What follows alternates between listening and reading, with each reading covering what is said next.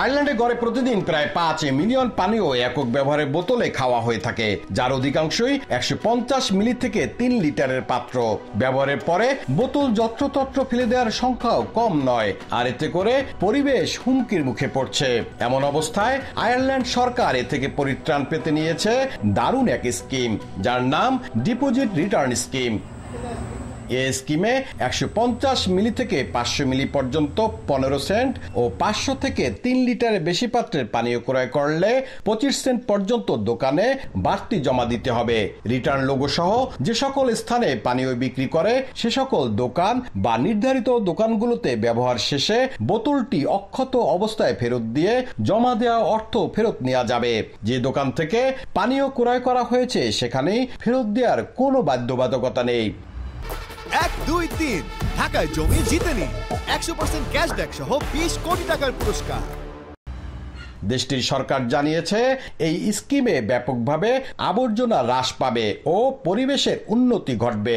রাস্তার ধারে, সমুদ্র সৈকত থেকে শুরু করে বিভিন্ন স্থানে প্লাস্টিক, অ্যালুমিনিয়াম, ইস্পাত সৃষ্ট আবর্জনা থেকে মুক্ত হবে পরিবেশ।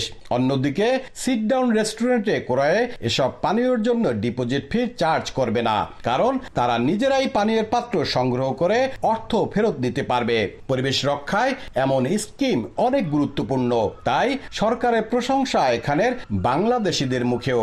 আয়ারল্যান্ড সরকার টার্গেট করেছেন তারা 2025 সাল নাগাদ প্রায় 77% প্লাস্টিকের বোতলকে রিসাইকেলের আওতায় নিয়ে আসবেন। ডিপোজিট রিটার্ন স্কিম নিঃসন্দেহে একটি বড় উদ্যোগ। আয়ারল্যান্ডের জনগণ সরকারের এই উদ্যোগে স্বতঃস্ফূর্তভাবে অংশগ্রহণ করছে। বোতলের ক্যাপ সহ বা ছাড়া উভয়ই জমা দেওয়া যাবে। এই স্কিমে কাচের পাত্র ও দুগ্ধজাত পাত্র অন্তর্ভুক্ত নয়।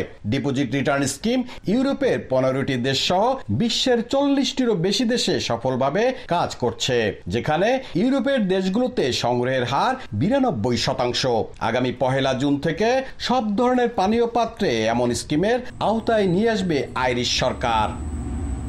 বিশ্বে গড়ে প্রতিদিন এ জাতীয় পানীয় বোতলের ব্যবহার হয় 125 কোটিরও বেশি। এখনই এর নিয়ন্ত্রণ ও সঠিক বিন্যাস ঘটাতে না পারলে আগামী পরিবেশে নেমে আসবে ভয়াবহ বিপর্যয়। এই বিপর্যয় ঠেকাতে আয়ারল্যান্ড যে স্কিমটি চালু করেছে সেটি হতে পারে বিশ্বের অন্যান্য দেশের জন্য অনুকরণীয়। আয়ারল্যান্ড থেকে সৈয়দ জুয়েল, সময় সংবাদ।